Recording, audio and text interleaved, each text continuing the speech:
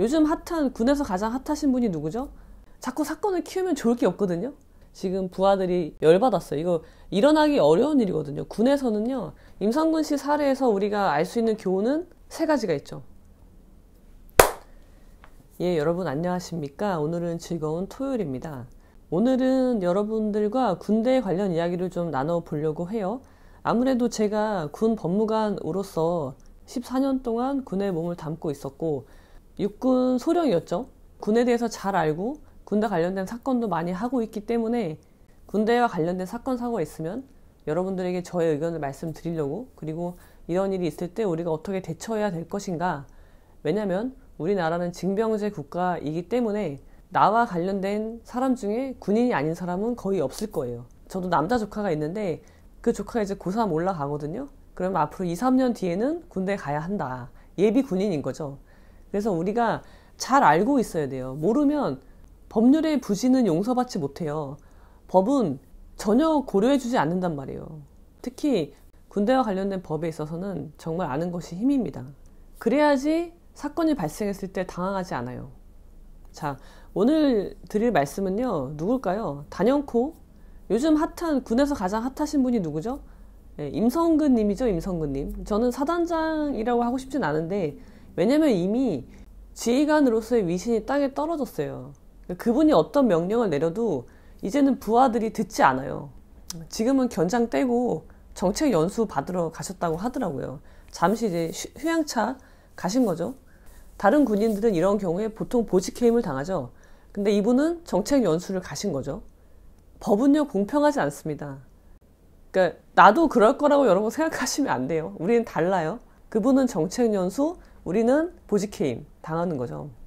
제가 지난번 라이브 영상 때도 말씀을 드렸지만 하지 말아야 될 일을 하셨어요. 그러니까 저한테 상담을 받으셨으면 제가 법무참모였으면 그렇게 안 했을 텐데 자꾸 사건을 키우면 좋을 게 없거든요. 그러니까 누군가 굉장히 잘못 판단하고 있는 거예요. 임성근 씨가 자기의 진술서를 낸 거예요. 무려 188페이지에 달하는 굉장히 방대한 양의 진술서를 냈는데 그 내용이 대부분이 나는 물에 들어가라고 지시한 적이 없다. 근데 얘네들이 잘못 알아듣고 한 거다. 부하들이. 그런 식으로 부하한테 책임을 전가하는 모습이었어요. 다 그 내용이. 그러니까 지금 이분이 공공의 적이 됐잖아요. 임성근 씨가 투스타로 만족하시는 거 아니잖아요. 그죠? 그러면은 3스타, 옷을 벗으면 3스타는 못 되겠죠. 그렇지만 후일은 도모할 수 있잖아요. 꼭 장군이 아니라 다른 거 할 수도 있는 거잖아요. 예를 들면 뭐 국회의원이 될 수도 있고 정치를 하실 수도 있고 아니면은 국방부 장관을 노려볼 수도 있고 여러 가지 가능성이 있잖아요. 근데 지금 여기에 이렇게 버티고 앉아 있어서는요, 나는 책임 없어 그런 식으로 얘기하고 있어서는 당연히 3스타도 못 되고요. 되려나? 그래도 진급하기도 어렵고요. 나와서 다른 일을 하기도 어렵게 됐다는 거예요. 특히나 이분이 만약에 정치나 더 큰 자리를 노린다면, 노리는 건 괜찮아요. 노리는 걸 나쁘다고 하진 않아요. 노린다면 최소한 내 얼굴에 먹칠이 가는 일을 하면 안 돼요. 차라리 내가 책임을 지고 내가 법적인 책임이 없어. 그래도 내가 책임을 지겠다라고 나서면 오히려 부하들이 거기에 감동을 하죠. 아, 당사자들은 제일 잘 알 거 아니에요. 사실관계를. 어떤 일이 벌어졌는지 그 당시에. 근데 사단장님이 잘못한 게 아닌데 사단장님이 나서서 저렇게 한다. 그러면은 가뜩이나 해병대인데 그렇지 않아도 충성을 하는 사람들인데 그런 모습을 보여주면 지휘관이 충성을 하겠죠. 사람들은요, 그런 스토리를 원하는 거예요. 자, 사업도 마찬가지인데 사업이나 정치나 저는 똑같다고 봐요. 내 이야기가 있어야 된단 말이에요. 스토리텔링이 있는 사람이 성공을 해요. 사업도 그렇고 정치도 그렇고요. 근데 이분은요, 그 스토리텔링을 버려버린 거죠. 없앴을 뿐더러 나쁜 스토리를 만든 거죠.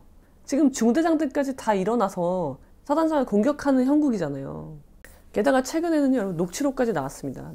자, 한번 지금 이 임전 사단장 임성근 씨가 자기의 책임을 모두 부인하는 사단장이었음에도 불구하고 총책임자였음에도 불구하고 자기의 책임을 부인하는 것뿐만 아니라 더 나아가서 적극적으로 나는 그런 지시한 적 없다 라고 이야기하는 것에 지금 부하들이 열받았어요. 이거 일어나기 어려운 일이거든요. 군에서는요, 가능하면 그래도 자기의 지휘관을 보호해 주려고 해요. 근데 지금 중대장들까지 들고 일어난 상황이에요. 게다가 당시에 통화 녹음까지 다 지금 녹취록 나오고 있죠. 이런 사면초가잖아요. 사면초가 아시죠, 여러분?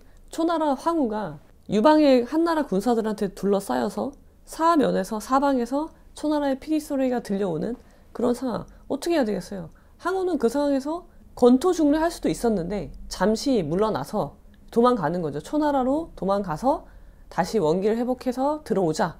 그 충분히 가능성이 있었단 말이에요. 왜냐하면 황후에게는 아직 초나라에 강력한 군사들이 남아있었기 때문에 권토중례 할 수 있었어요. 그렇지만 황후는 거기서 어떻게 하나요? 자결을 선택하죠. 너무 치욕적이다. 왜? 그러니까 자기 명예심. 근데 황후도 사실 생각이 좀 짧았죠. 다시 정말 초나라로 들어가서 재정비를 하면은 유방이 전국을 통일하지 못할 수도 있었단 말이에요. 근데 그렇게 하지 않았고 결국은 순간적으로 끌어오르는 분노로 황후는 자결을 했죠. 그게 멋있어 보이지만 사실 멋있는 일은 아니거든요. 근데 아무튼 지금 임성근 씨가 지금 본인 스스로 사면초가에 빠지게 된 거죠. 사면초가. 뉴스 제목이요. 방기든 중대장이에요. 대대장도 아니고 중대장이면은 중위 대위들인데 이 사람들이 사단장 투스타한테 방기를 들었단 말이에요. 얼마나 이 사람이 지휘관 같지 않은 행태를 보이면 이렇게 하겠어요. 이건 정말 초유의 일이거든요. 그런 일이 벌어졌는데 그걸 일으키게 한 분이 바로 임성근 씨라는 거죠. 자, 임성근 전 사단장은 왜 그래요? 지금은 사단장이 아니고 지금은 정책연수 가셨죠. 정책연수 가셔서 심신을 단련하고 계세요. 그러니까 쉬고 계신 거죠. 쉬고 계십니다. 우리는 뭐라고요? 우리들은 이럴 때 보직해임을 당하죠. 보직해임 당해서 보직해임 당하면 어떻게 되나요? 보충대에 가서 이제 인고의 시간을 보내지만 이분은 정책연수 가서 자유롭게 쉬면서 생각을 정리하는 시간을 가지시는 거죠. 자, 이분이 순직사고 책임을 부인도 그냥 부인이 아니라 아주 적극적으로 나는 책임 없다예요. 부하들 책임이다 다. 그렇게 쏙 빠져나가는 행태를 보이고 계신 거죠. 처음에는 책임지겠다고 했었죠. 그래서 그럼 이거 그만둔다는 얘기냐, 옷을 벗는다는 얘기냐 라고 하니까 책임진다는 게 다 옷을 벗는다는 건 아니다, 뭐 그런 식으로 얘기를 하셨던 것으로 제가 기억을 하는데, 자, 이분입니다. 이분. 자, 한번 볼게요. 이게 중대장이라는 게 매우 중요해요. 방기를 든 사람들. 중앙군사법원 제출 진술서에 이분이 하신 거예요. 그 188페이지짜리 진술서 있죠. 얼마나 할 말이 많으면 188페이지나 쓰셨겠어요. 여기에는 여러 가지 이야기가 들어있던데, 자기를 고소한 그 병사들 있죠. 당시 최상병과 함께 물에 들어갔다가 다행히 죽지 않은 사람들. 최상병은 순직을 했지만 다른 사람들도 그런 거예요. 내가 될 수도 있었다는 거죠. 그게 죽는 사람이 내가 될 수도 있었어. 그래서 굉장한 트라우마를 겪고 있는 거죠. 그 사람이 전역한 병사가, 여러분 중대장뿐만이 아니라 지금 병사들까지 사단장을 공격하는 정말 초유의 사태라니까요. 근데 왜 이렇게 됐을까? 그러니까 이분의 머리로는요, 임성근 씨의 생각으로는 이 병사가 자기의 잘못은 전혀 없으니까 자기 때문은 아니고 이 병사가 뭐래요? 북한의 사주를 받았구나. 이제는 북한의 사주까지 나왔습니다. 그래서 더 발끈했죠, 이 병사가. 그러니까는 이분은 자꾸 사건을 키워요.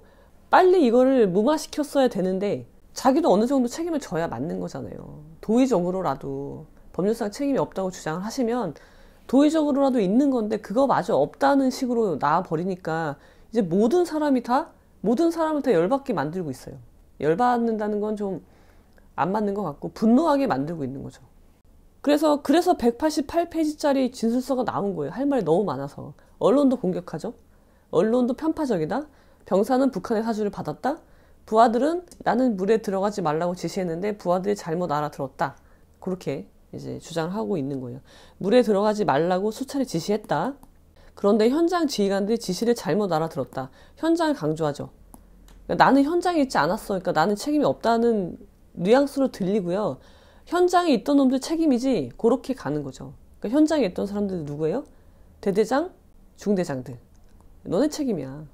아니 그러면 지휘관은 항상 현장에 거의 없잖아요. 지휘관이라는 거는 귀로 듣고 보고를 듣고 판단을 하는 사람이 지휘관이잖아요. 근데 그럼에도 불구하고 지휘관한테는 지휘 책임이 있는 거예요. 근데 지금 이분은 지휘 책임도 아니라 지시를 한 부분, 본인이 지시를 했어요. 그래서 과실 책임이 있는 걸로 보이는 거죠, 지금. 들어가라고 했으니까. 근데 만약에 나는 현장에 있지 않았으니까 책임이 없다고 주장을 한다면요, 모든 지휘관들은 책임이 없어요, 앞으로. 면피가 되는 거예요, 다. 그럼 현장에 있는 지휘관들만 책임을 지는 거죠. 그러면은 계급장을 바꿔다 하세요. 예. 계급장을 이분은 대대장 하시고, 그러실 거면 대대장 하시고, 현장에 있는 지휘관들한테 장군 계급장을 줘야 되는 거 아니에요? 견장을 바꿔 다셔야 될 것 같은데? 본인은 견장 달고 투스타 머리 딱 투스타 받고 투스타 월급 받으면서 투스타의 모든 예우를 다 받으면서 책임은 대대장만큼 지겠다. 아니 중대장만큼도 안 지겠다. 그러면은 누가 이 사람 지휘를 따르겠어요, 앞으로. 그러니까 이분은요, 지금 이분의 행태는요, 군대의 근간을 무너뜨리는 행동을 지금 하고 있는 거예요. 아무튼 그렇게 하고 계신데, 자, 해병대 수사단 진술서에 나온 겁니다. 중대장이죠. 중대장의 진술이에요. 임성근 사단장이 빨리 현장에 들어가라. 왜 빨리 작업 시작하지 않고 병력들 대기시키냐고 재촉했다. 이 중대장이 거짓말하는 건가요? 아니면 북한에 또 사주를 받아서 하는 건가요? 그렇게 주장하실 건지 모르겠습니다. 증거가 없으니까 그냥 나도 그냥 세게 이야기하면 되는 건가요? 당시 현장에 있던 지휘관들은 물살도 세고 하니 병력들을 대기시켰던 걸로 보여요. 그러니까 사단장이 임성근 씨가 야, 왜 빨리 안 들어가? 왜 작업 빨리 안 해? 빨리 들어가. 왜 대기시키냐? 그 말이죠. 이분은 뭐가 그렇게 급했을까요? 빨간 티를 입은 해병 대원들이 들어가서 수색하는 그 모습이 필요했던 것인지 알 수가 없어요. 들어가려면 안전 대책부터 세우고 들어가야 되는 거잖아요. 근데 그러지 않고 대기시키는 걸 가지고 빨리 들어가라고 했다는 거죠. 자, 이번에는요, 화상회의에서 임성근 씨가 한 말이에요. 사단장이 위에서 보는 것은 수색 정찰이 아니다. 내려가서 숲을 헤치고 찔러보면서 찾아라 라고 지시했다. 들어가라고 계속 얘기하고 있잖아요. 근데 본인은 들어가라고 한 적이 없대요. 이렇게 얘기를 하고 있는 거죠. 자, 이거는 서로의 주장이라고 할 수 있어요. 그렇다 쳐요. 근데 지금 뭐가 나왔네? 통화 녹취가 나왔잖아요. 통화 녹취. 대대장하고 사단장하고 나눴던 통화 녹취. 대대장이 녹음했겠죠. 사단장이 낼 리는 없겠죠. 사단장도 녹음했을 수 있죠. 근데 사단장은 안 내죠. 왜? 나한테 불리한 걸 왜 내요, 내가. 근데 대대장도 녹취가 되어 있었고 이걸 낸 거죠. 다행히 녹취가 되어 있었죠. 그 대화 내용을 들어보니까 물에 들어가는 것은 전제로 하고 대화가 이미 오고 가요. 만약에 사단장이 나는 물에 들어가라고 지시한 적이 없어 라면 왜 물에 들어가냐, 왜 내 지시를 어기고 물에 들어가게 했냐, 그게 나와야 되는데 그 말이 전혀 없단 말이에요. 불리한 증거가 나온 거죠. 지금까지는 증언이에요, 둘 다. 그러니까 진술이죠. 중대장과 대대장의 진술, 그러니까 중대장, 대대장, 병사, 현장에 있던 사람들의 진술, 그 다음에 임성근 씨의 진술, 그렇게 진술만 있었는데 이제 이 진술을 보강할 수 있는 정황 증거가 나온 거예요. 증거가 나왔다는 거죠. 그럼 이제 더 이상 어떻게 하실 건가요? 퇴로가 막혀요. 사면 초과라고요. 어떻게 하실 거예요, 이제? 그리고 법적인 걸 떠나서 이 모습 자체가 다른 사람들이 봤을 때, 자, 사단장, 존엄이죠, 존엄. 예. 존엄이에요. 이 사람과 부하들이 싸우는 양상, 이 모습 자체가 이거는 군대의 모습이 아닌 거예요. 근데 이런 모습을 연출시켰다는 점에서 이분은 제가 볼 때는 군인으로서 인생이 끝났다라고 보여지고요. 진급이 안 되지 않겠어요? 이분 3스타 되실까요? 자, 이런 상태에서 나와 전역해. 어디 갈 수 있어요, 이분이? 정치할 수 있어요? 저는 어렵다고 생각해요. 모르죠. 알 수는 없어요. 될 수도 있죠. 그렇지만 매우 어렵다. 그래서 임성근 씨 개인을 위해서 매우 안타까운 일이다 라고 생각을 해요. 그렇습니다. 그래서 지금 매우 구차하게 됐어요. 스스로를 구차하게 만들었어요. 구차하다는 건 뭐예요? 하지 말아야 될 것을, 하지 말아야 될 일을 이런저런 핑계를 대면서 기어코 하고, 해야 될 일을 또 이런저런 핑계를 대면서 기어코 하지 않는 것, 그게 구차한 건데 구차한 삶을 선택하신 거죠. 그래서 개인적으로 예비역 소령으로서 매우 안타깝게 생각을 합니다. 자, 임성근 씨 사례에서 우리가 알 수 있는 교훈은 3가지가 있죠. 첫 번째, 군대에서 사건은 키우는 게 아니다. 이거는 가해자 입장에서요. 가해자 입장에서 사건은 키우면 안 돼요. 빨리 끝내야 돼요. 지금 계속 근데 키우고 있죠. 이분이. 임성근 씨가 계속 키우고 있어요. 그 다음에 두 번째, 부대원들과의 대화는 반드시 녹음한다. 통화 녹음 반드시 하셔야 된다. 임성근 씨 사건에서도 대대장이 사단장과 나누었던 대화가 녹음되어 있지 않았다면 불리할 수 있어요. 근데 지금 녹취록이 나왔잖아요. 그래서 유리한 고지를 점할 수 있게 됐다는 거예요. 무슨 일이 일어날지 모릅니다. 그래서 통화는 자동 녹음을 하세요. 자동 녹음을. 제가 군대 사건을 하면서 강제추행 사건들, 특히 진술밖에 없는 사건들이 있어요. 그때는요, 통화 녹음이 매우 중요한 역할을 합니다. 내가 군인이야 그러면은 통화 녹음은 반드시 한다. 자동 녹음을 반드시 켜놓는다. 지금 안 켜 있는 분들은요, 반드시 키십시오. 여러분들을 구제해 줄 거예요.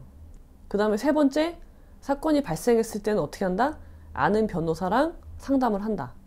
군대에 정통한 변호사인 아는 변호사와 상담을 한다. 지금 임성근 씨도 저랑 상담을 했으면 이렇게 초악수를 두지는 않을 거예요. 왜? 임성근 씨는 옷을 벗을 수는 있죠. 더 이상 군인이 아닐 수는 있지만 앞으로 삶을 살아야 돼요. 기회는 또 오거든요. 근데 그 기회까지 다 버리는 이런 수를 둬서는 안 되는 겁니다. 그래서 사건도 잘 매듭을 짓고, 그리고 앞으로 나에게 올 기회도 남겨두는, 앞으로의 포석을 둘 줄 아는 변호사의 도움을 받아라. 이 세 가지 교훈을 가슴에 새기면서 오늘은 여기까지. 나는 물에 들어가라고 지시한 적이 없다.